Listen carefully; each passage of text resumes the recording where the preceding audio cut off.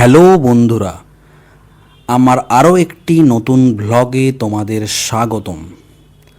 আজকে আমি যে জায়গাটা দেখাবো সেটা হচ্ছে শিলিগুড়ি শহর থেকে মাত্র 25 কিলোমিটার দূরে।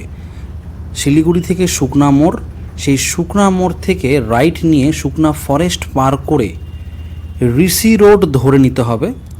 আর ঋষি রোড ধরে কিছুটা গেলেই শুকনা চেকপোস্ট। অসাধারণ একটা জায়গা যেতে চলেছি। এইটা হচ্ছে ঋষি রোড, যেটা তোমরা দেখছো।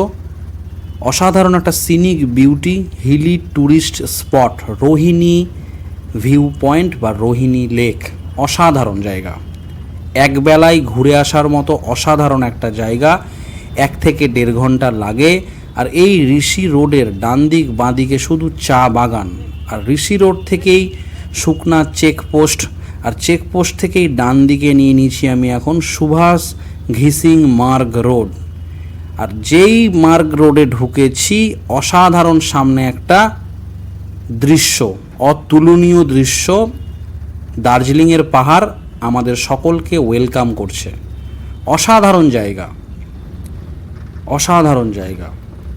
পাইন ফরেস্ট, টি গার্ডেন্স, আর লেক, রোহিণী লেক এবং রোহিণী ভিউ পয়েন্ট, এই 4টা জায়গার জন্য এই রোহিণী জায়গাটা খুব খুব খুব ফেমাস।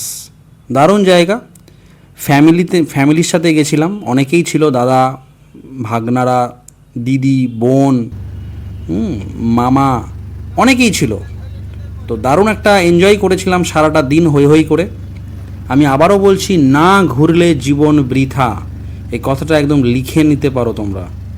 তুমি যতই পয়সার মালিক হও, তুমি যতই পয়সা রোজগার করো, যতই বড় পোস্টে থাকো, যতই স্যার হয়ে থাকো, যাই হয়ে থাকো না কেন, তুমি যদি এই পৃথিবীটাকে অল্প অল্প করে না ঘুরে দেখো, তাহলে তোমার জীবন বৃথা। তুমি অ্যাবসলিউট ফেলিয়ার।